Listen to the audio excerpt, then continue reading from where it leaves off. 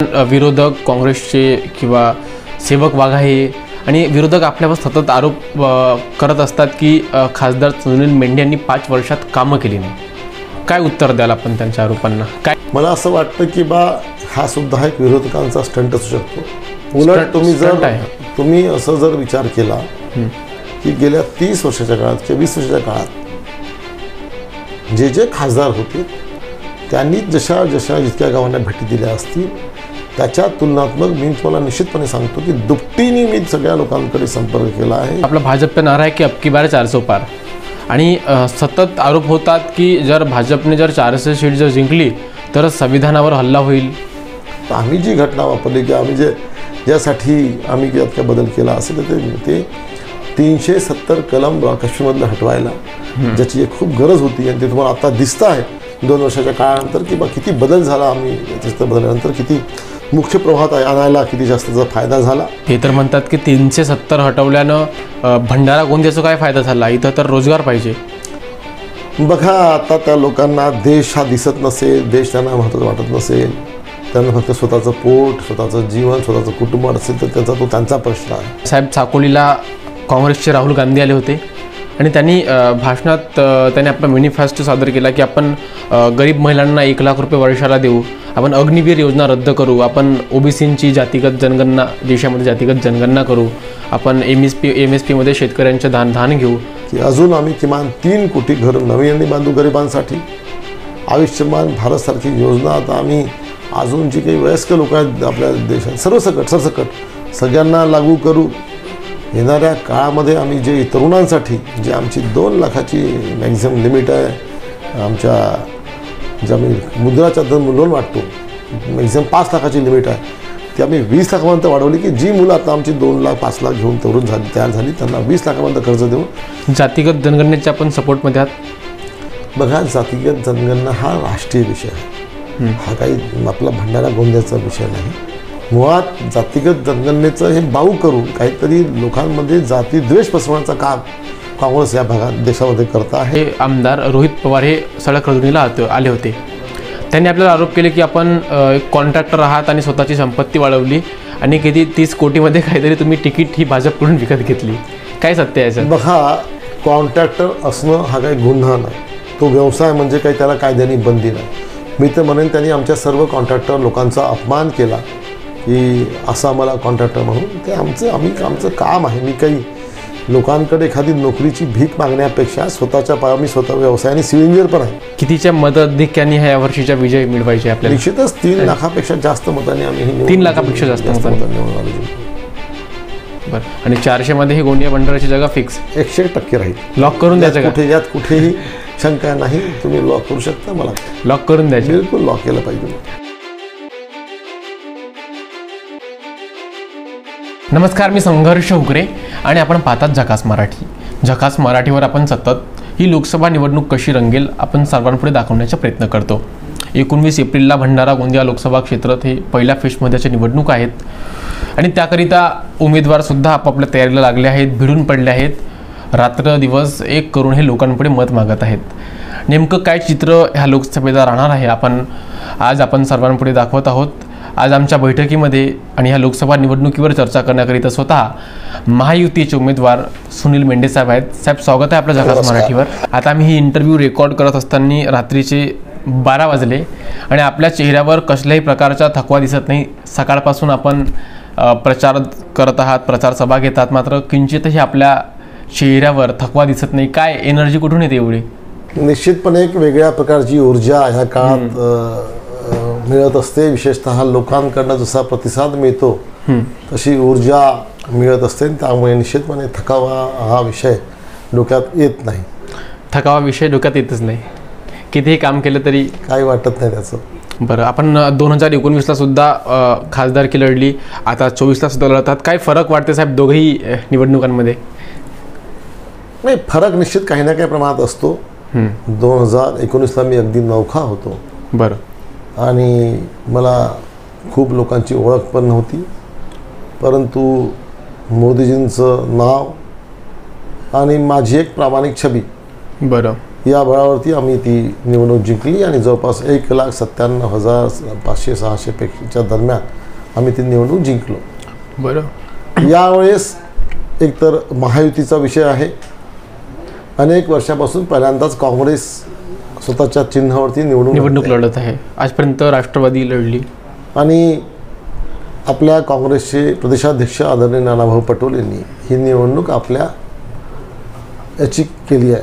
त्यामुळे तो निश्चितपणे जो काही आपला हे आहे, एक प्रत्येक निवडणुकी स्वतःची वेगळी चुरस असते. बरं.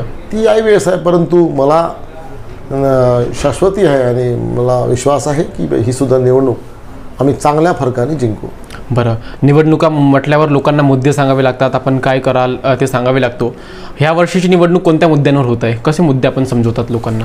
नाही, मुळात गेल्या 10 वर्षाच्या काळामध्ये आदरणीय मोदीजींनी या देशाची दिशा आणि दशा बदलण्याचा प्रामाणिक प्रयत्न केला. आणि ते करत असताना त्यांनी सर्वसामान्य, गरजू, गरीब, युवा, शेतकरी, महिला, जे खरंच समाजातले खालच्यातलं ज्याला म्हणता येईल की अगदी शेवटच्या टोकावरचे अंग आहेत, यांच्यासाठी अनेक योजना तयार आखत त्या यशस्वीपणे पूर्ण केल्या. बरं. आणि हेच आमची 10 वर्षातली केलेली आदरणीय मोदीजींनी कामं आहे, जी मोदी सरकारने केली कामं आहे, ती आमची जमेची बाजू आहे. बरं. साहेब, निवडणुकीदरम्यान विरोधक काँग्रेसचे किंवा सेवक वाघा हे आणि विरोधक आपल्यावर सतत आरोप करत असतात की खासदार सुनील मेंढे यांनी 5 वर्षात कामं केली नाही. काय उत्तर द्याल आपण त्यांच्या आरोपांना? काय काम? मला आश्चर्य वाटतं की मी 5ही वर्ष सक्रिय होतो. मोठ्या प्रमाणात माझ्या क्षेत्रात कामं झाली. विशेषतः नॅशनल हायवे म्हणजे राष्ट्रीय महामार्गामध्ये साधारणतः एकही मुख्य रस्ता असा राहिला नाही जो नवीन राष्ट्रीय महामार्ग घोषित झाला नाही. बरं. बरीचशी राष्ट्रीय महामार्गाची कामं पण पूर्ण झालीत. 1-2 जी आहे ती चालू आहेत. आणि तुम्हाला आश्चर्य वाटेल, साधारणतः 4,000 कोटीपेक्षा जास्त अमाऊंटचे किंवा याचे किमतीचे राष्ट्रीय महामार्ग आपण या 5-6 वर्षात पूर्ण केलेत. बरं. आणि काही पूर्ण होण्याच्या टोकावरती आहे. बरं. दुसरं, भंडारा शहरात मेडिकल कॉलेजची मोठी मागणी आमची होती. विशेषतः कोरोना काळात आम्हाला ते प्रकर्षाने जाणवलं. आता 6 महिन्यापूर्वीच भंडारात मेडिकल कॉलेजची घोषणाही झाली. आता त्याच्या सगळ्या प्रकारच्या अडचणी पण दूर झाल्या, जागा पण निश्चित झाली आणि येणाऱ्या वर्षामध्ये मेडिकल कॉलेजच्या 100 मुलांना आमच्या इथे ॲडमिशन पण मिळेल. बरं. दुसऱ्या बाजूला आपण लक्षात गेलं असेल की आम्ही गोंदियासारख्या शहरात जे कमर्शियल सिटी आहे, आमचं तांदळाचा जिल्हा आहे, दोन्ही जिल्हा, म्हणून मोठ्या प्रमाणात आमच्या तांदळाची आवक जावक असते. मोठ्या प्रमाणात सिमेंटसारख्या वस्तूची, गोंदियाला रेल्वे स्टेशन मोठं जंक्शन असल्यामुळे त्याची आवक जावक असतं. तिसरं फर्टिलायझर आहे. 3 गोष्टी अशा आहेत की मोठ्या प्रमाणात हे आमच्याकडे इथून आम्ही सगळं दूर पसरू शकतो असं आमचं स्थान आहे. म्हणून मी ड्रायपोर्टसाठी प्रयत्न चालू केला आणि सुदैवाने ड्रायपोर्टची फिजिबिलिटी टेस्ट पण क्लिअर झाली, पॉझिटिव्ह आली. त्याच्याकरता केंद्राने मंजुरी पण दिली आणि महाराष्ट्र शासनाला त्यांनी जागेची मागणी पण केलेली आहे. नजीकच्या काळात ते ड्रायपोर्ट जर आलं तर एक मोठी गुंतवणूक आमच्या गोंदिया शहरात होईल. त्याशिवाय गोंदियाचं एअरपोर्ट, जे कमर्शियल कधी विमान उडत नव्हतं ते उडायला सुरुवात झाली. गोंदियाचं रेल्वे स्टेशन फार जुनं पुरातन रेल्वे स्टेशन आहे.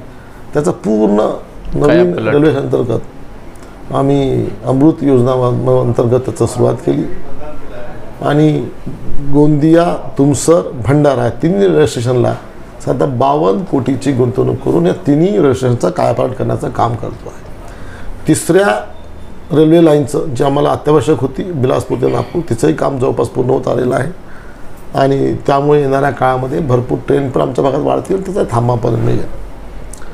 दुसऱ्या बाजूला शेतकऱ्यांचा जर विचार केला तर शेतकऱ्यांचा आमचा तांदळाचा जिल्हा असल्यामुळे मी चिन्नोर, भंडारा चिन्नोर या नावाने GI टॅग घेतलं. याचा अर्थ मी भंडारा चिन्नोरचा पेटेंट घेतला एक प्रकारे, जेणेकरून आमचा भंडाराचा चिन्नोर तांदूळ आता हा सर्व दूरपणे ओळखला जाईल भंडारा चिन्नोरच्या नावाने आणि त्याला बाजाराला मागणी पण वाढेल आणि त्याची किंमत पण वाढेल.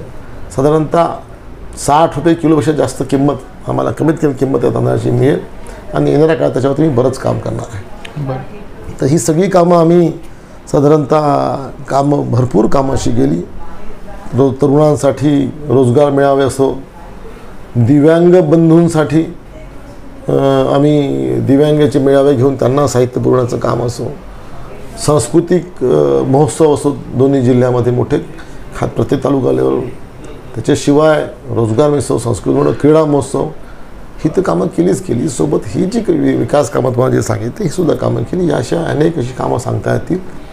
त्या 5ही वर्षात मी 2 वर्षात 1.5 वर्षात आमचं कोरोनात गेलं, त्यावेळेस मी सक्रिय होतो आणि त्यामुळे असं माझ्यावरती आरोप केलं की काही कामच केली नाही, तर मला हास्यास्पद वाटतं. कोणती कामं करायची? एक प्रश्न मी याच्यात 250च्या आसपास प्रश्न मी लोकसभेत उपस्थित केले. लोक प्रश्न उपस्थित नाही केलं हा सुद्धा एक आरोप लावतात. तुम्ही माझ्या गुगल करून माझा रेकॉर्ड चेक करा, तुम्हाला लक्षात येईल की मोठ्या प्रमाणात प्रश्न मी गेल्या 5 वर्षाच्या काळात, म्हणजे 1.5 वर्ष 3.5 वर्षाच्या काळामध्ये मोठ्या प्रमाणात आम्ही प्रश्न पण उपस्थित केलेले आहेत.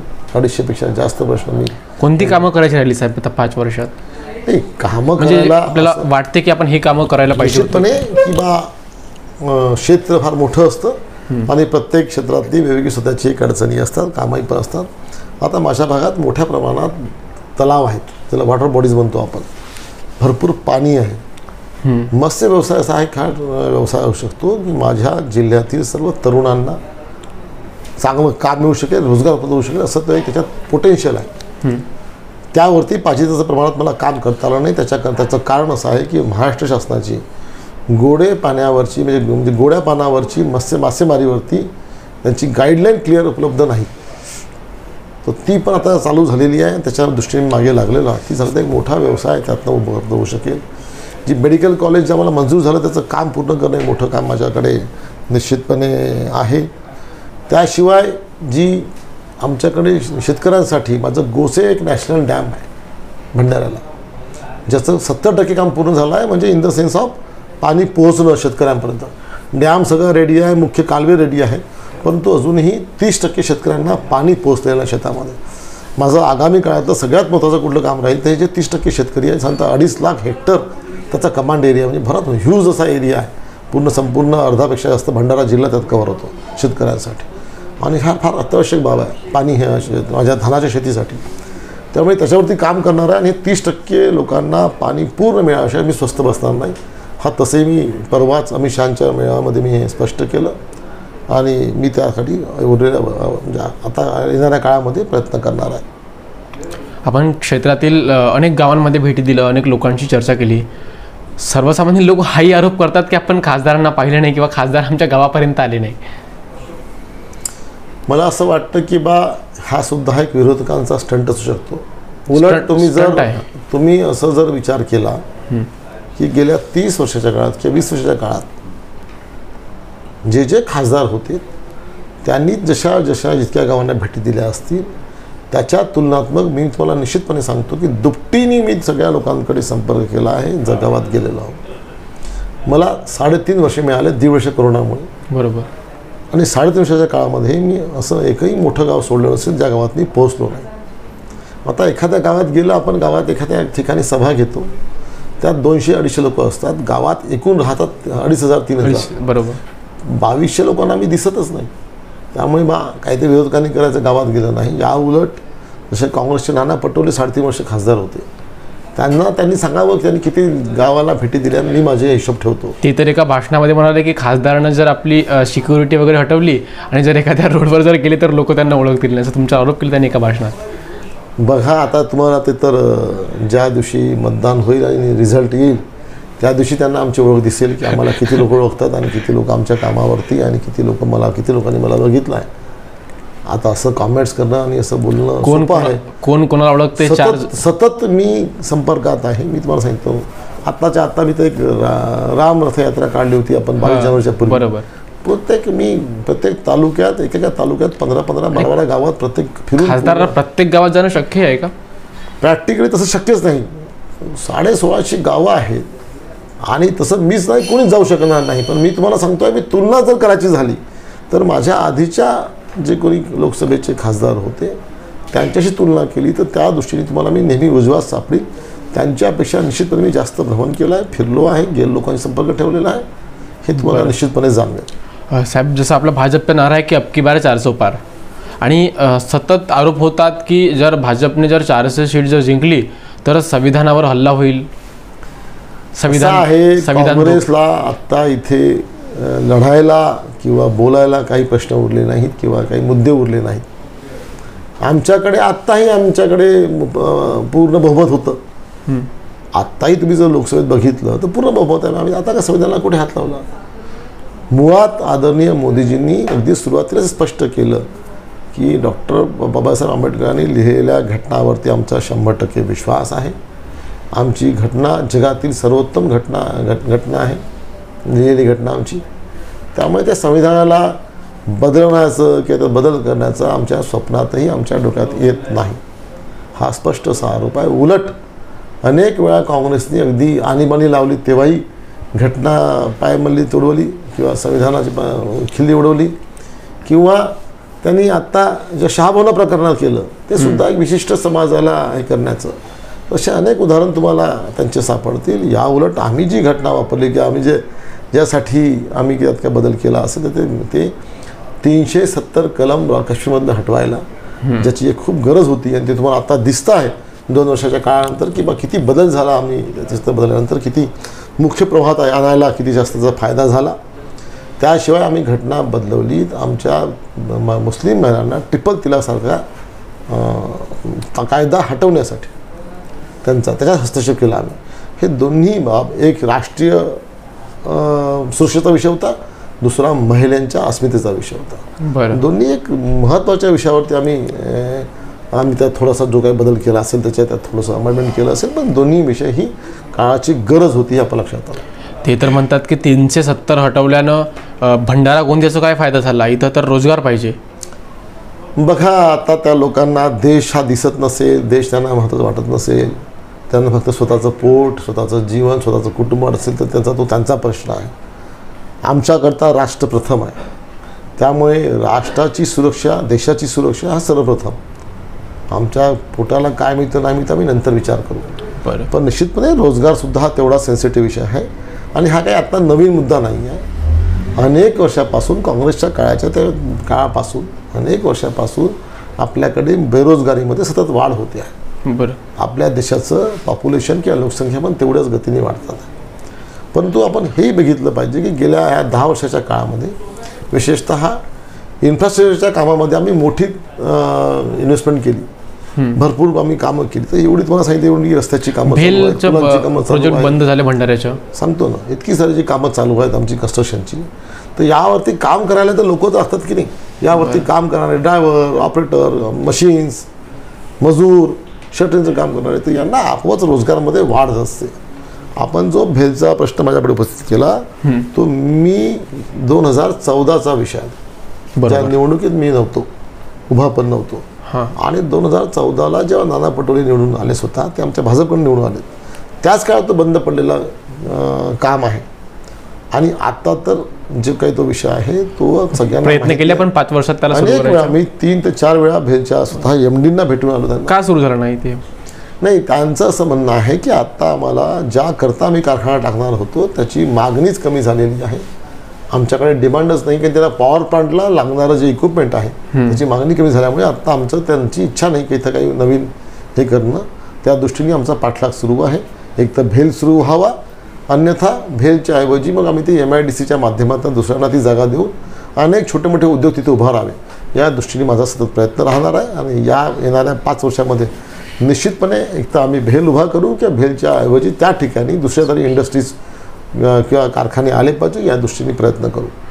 साहेब, साकोलीला काँग्रेसचे राहुल गांधी आले होते आणि त्यांनी भाषणात आपला मॅनिफेस्टो सादर केला की आपण गरीब महिलांना 1 लाख रुपये वर्षाला देऊ, आपण अग्निवीर योजना रद्द करू, आपण OBCची जातीगत जनगणना, देशामध्ये जातीगत जनगणना करू, आपण MSPमध्ये शेतकऱ्यांचे धान घेऊ। मॅनिफेस्टो त्यांनी सादर केला। बघा, आपल्या देशावर साधारणतः 60 वर्ष काँग्रेसने राज्य केलं आहे, काँग्रेसची आयडियोलॉजी काही नवीन नाही आहे। आणि या 60 वर्षाच्या काळामध्ये त्यांनी शेतकऱ्यांना कुठे नेऊन ठेवलं, गरिबांना कुठे काय करून ठेवलं, घोषणा करणं वेगळं, मॅनिफेस्टोमध्ये सांगणं वेगळं। या उलट आम्ही जे आमच्या मॅनिफेस्टोमध्ये ते सांगितलेलं आहे की अजून आम्ही किमान 3 कोटी घरं नवीन बांधू गरिबांसाठी, आयुष्यमान भारतसारखी योजना आता आम्ही अजून जी काही वयस्कर लोक आहेत आपल्या देशात सरसकट सगळ्यांना लागू करू। येणाऱ्या काळामध्ये आम्ही जे तरुणांसाठी जे आमची 2 लाखाची मॅक्झिमम लिमिट आहे आमच्या जे आम्ही मुद्राच्या लोन वाटतो, मॅक्झिमम 5 लाखाची लिमिट आहे, ती आम्ही 20 लाखापर्यंत वाढवली, की जी मुलं आता आमची 2 लाख 5 लाख घेऊन तयार झाली त्यांना 20 लाखापर्यंत कर्ज देऊन त्यांना परत उद्योग वाढीसाठी स्वतःच्या पायावर उभं राहण्यासाठी एवढंच नव्हे तर 4 लोकांना रोजगार देऊ शकतील अशा पद्धतीने आपण त्यांच्यासाठी ती व्यवस्था करतो आहे. बरं. आमचा मॅनिफेस्टो खूप तफावत त्याचं कारण असं आहे की आम्ही जमिनीशी जुळून जी शक्यता आहे जी आम्ही करू शकतो अशा सगळ्या गोष्टी सांगितल्यात. आम्हाला अजून 5 वर्ष आमच्या गरीब लोकांना धान्य जे आम्ही मोफत देतो 5 किलो ते आम्ही कंटिन्यू ठेवण्याचं आम्ही आमच्या आणखी 5 वर्ष मोफतमध्ये. यस. तर ह्या गोष्टी आम्ही करणार. आमच्या महिला ज्या भगिनी ज्या म्हणतो आम्ही त्यांनी त्या पद्धतीला आमच्या डोक्यात असं आहे की आमच्या ग्रामीण भागातली आमच्या बचत गटाची महिला आम्हाला मोठ्या प्रमाणात त्यांना लखपती करण्याच्या दृष्टीने आम्ही प्रामाणिक प्रयत्न करणार आहोत. तशी आमची योजना पण तयार झालेली आहे आणि ती पण येणाऱ्या काळात पूर्ण होणार आहे. जातीगत जनगणनेच्या आपण सपोर्टमध्ये आहात. बघा, जातीगत जनगणना हा राष्ट्रीय विषय आहे, हा काही आपला भंडारा गोंद्याचा विषय नाही. आणि त्याच्याकरता आम्ही मुळात केंद्रामध्ये आम्ही कायदा केला की ज्या ज्या राज्याची इच्छा आहे की त्यांनी जातीगत जनगणना करावी तर त्यांना आम्ही ते सूट दिली आहे. ज्यांना असं आवश्यक वाटतं मुळात जातीगत जनगणनेचं हे बाऊ करून काहीतरी लोकांमध्ये जाती द्वेष पसरवण्याचं काम काँग्रेस या भागात देशामध्ये करत आहे. तुम्हाला जातीगत जनगणना म्हणजे काय, OBC किंवा सगळ्या ST ST या सगळ्याचा डाटा तर आपल्याला बऱ्याच आपल्या एज्युकेशन सोसायटीला संस्थांमध्ये वेगवेगळ्या पोर्टलवरती आता उपलब्ध आहे. त्यासाठी वेगळी जाती जनगणना यांना काय करायची आहे ते आम्हाला माहिती नाही, पण तरी पण प्रत्येक राज्यांना आपण हे स्वातंत्र्य दिलेलं आहे की त्यांनी ते करावं. आमची आता आपल्याला जे आमच्या महाराष्ट्र राज्यातसुद्धा जे OBCंना राजकीय आरक्षण मिळालं ते संपलं होतं. तर आम्ही जो डाटा कलेक्ट केला तो आपल्या जो सरकारी पोर्टलवरती अवेलेबल आहे तोच डाटाच्या भरोशावरती OBC संख्या किती आहे हे आपण वेगवेगळ्या माध्यमातून प्रूव्ह केलं. बरं. उदाहरण झालं तर जे काही लोक नोकरीला कुटुंब आहेत त्यांचा एक डाटा असतो OBCचा, SC STचा, किंवा आपले जे मुलं आपण शाळेत पाठवतो तर जे कंपल्सरी UDASवरती सगळ्याचा रेकॉर्ड असतो, त्यामुळे त्याची जात पण असते. तर त्यांना OBC किंवा नॉन OBC ओपन ह्या सगळ्या त्याच्यावरती ऑलरेडी त्या पोर्टलवरती माहिती असते. हा सायंटिफिकल डाटा आहे जो सुप्रीम कोर्टसुद्धा मान्य करतं. बरं. त्यामुळे त्यात असं काहीतरी सांगणं हे या लोकांना नीट त्यांचा अभ्यास नाही आणि म्हणून ते तुम्हाला असं वाटतं मला वाटतं. बरं. महाविकास आघाडीचे उमेदवार डॉक्टर प्रशांत पटोळे यांच्या प्रचाराकरिता राष्ट्रवादी काँग्रेस शरद पवार गटाचे आमदार रोहित पवार हे सडक रजनीला आले होते. त्यांनी आपल्याला आरोप केले की आपण एक कॉन्ट्रॅक्टर आहात आणि स्वतःची संपत्ती वाढवली आणि किती 30 कोटीमध्ये काहीतरी तुम्ही तिकीट ही भाजपकडून विकत घेतली. काय सत्य आहे याच्यात? बघा, कॉन्ट्रॅक्टर असणं हा काही गुन्हा नाही, तो व्यवसाय म्हणजे काही त्याला कायद्याने बंदी नाही. मी तर म्हणेन त्यांनी आमच्या सर्व कॉन्ट्रॅक्टर लोकांचा अपमान केला की असं आम्हाला कॉन्ट्रॅक्टर म्हणून. ते आमचं काम आहे. मी काही लोकांकडे एखादी नोकरीची भीक मागण्यापेक्षा स्वतःच्या पायावर मी स्वतः व्यवसाय आणि सिव्हिल इंजिनियर पण आहे. सिव्हिल इंजिनियर हा माझं प्रोफेशन होतं. नंतर मी कॉन्ट्रॅक्टरशिप सुरू केली आणि स्वतःच्या पायावरती उभं राहून अनेकांना रोजगार पण दिला आणि तो माझा व्यवसाय होता. आता तो मी बंद केला आणि ते करणं काही कायद्याने कुठे बंधन नाही आहे.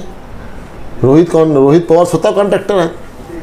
त्यांनी असं म्हणणं म्हणजे हास्यास्पद आहे. कसे? आणि प्रश्न असा राहिला की तिकीट विकत घेण्याचा ही आमच्या भाजपची संस्कृतीच नाही.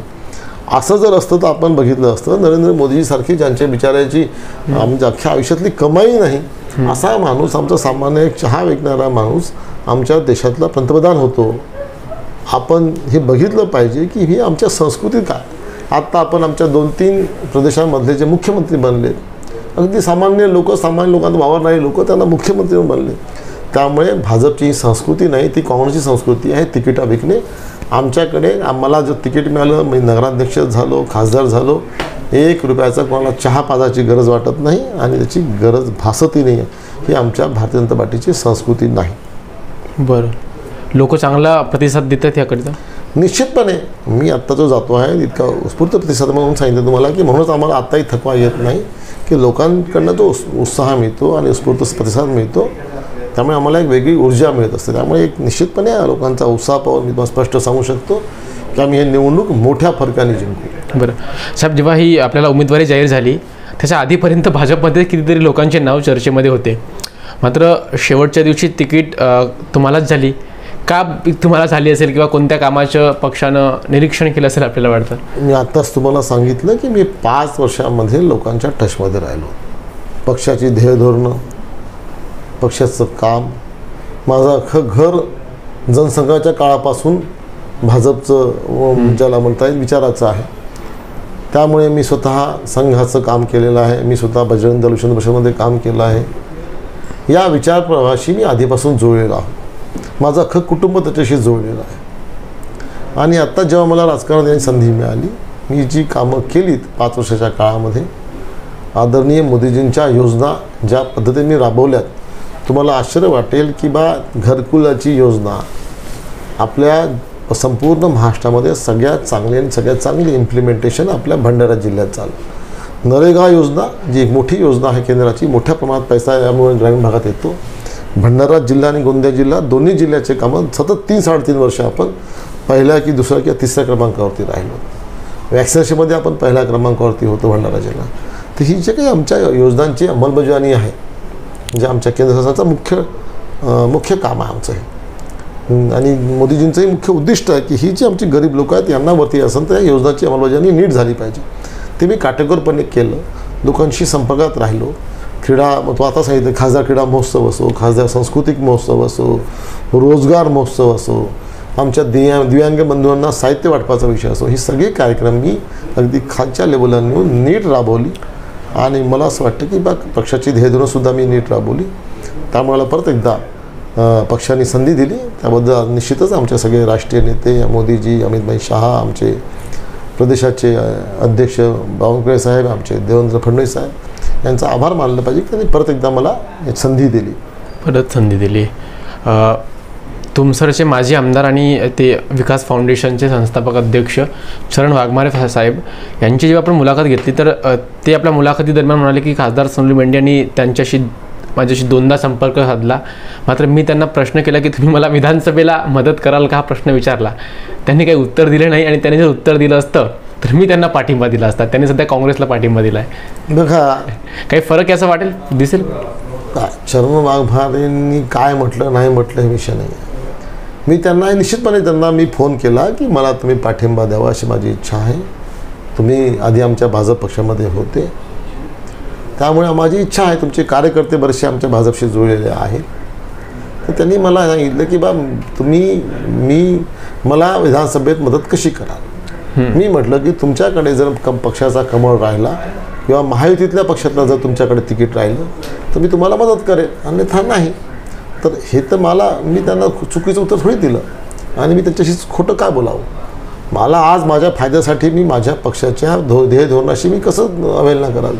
नुकसान होईल भाजपचं ते मला वाटत नाही. का मला ती सगळी जी लोक आहेत त्यांच्याकडे असणारी लोक बऱ्याच मोठी प्रमाणात आमच्या भाजपच्या विचाराशी जुळलेली लोक आहेत. ती सगळी लोक, बरेचसे लोक तर परत आली पण आता काही येतील, आणि त्यामुळे मला वाटत नाही की फारसा परिणाम त्यांचा आमच्या याच्यावरती होईल. नाही होणार फरक विशेष असा नाही. ह्या वर्षी मग निश्चित त्यांची स्वतःची जी काही लोक आहेत, शक्ती आहे, ती निश्चितपणे ती काँग्रेसला जातील, परंतु आमची शक्ती किंवा आमच्या विचाराची लोक आहेत ती आमच्याकडे परत येतील. कितीच्या मताधिक्याने ह्या वर्षीचा विजय मिळवायचे आपल्याला? निश्चितच 3 लाखापेक्षा जास्त मतांनी आम्ही 3 लाखापेक्षा जास्त मतांनी निवडून आम्ही जिंकू. बरं, आणि 400 मध्ये ही गोंदिया भंडाराची जागा फिक्स 101% राहील. लॉक करून द्यायचं? यात कुठेही शंका नाही. तुम्ही लॉक करू शकता. मला लॉक करून द्यायचं? बिलकुल लॉक केलं पाहिजे. खूप खूप धन्यवाद साहेब ही मुलाखत दिल्याबद्दल. तर हे होते महायुतीचे उमेदवार सुनील मेंढे साहेब. कशा प्रकारे ही भंडारा गोंदियाची लोकसभा यावर्षी रंगेल, आणि 5 वर्ष त्यांनी काही कामं केली, आणि समोर त्यांचं काय ह्या लोकसभा क्षेत्राविषयी विजन आहे त्यांनी सांगितलं. सतत त्यांच्यावर होत असलेल्या आरोपांचं उत्तरसुद्धा सुनील मेंढे साहेबांनी रोखठोक अंदाजामध्ये दिले, आणि आपण सुद्धा त्याच रोखठोक अंदाजामध्ये आजची मुलाखत शेवटपर्यंत पाहिली.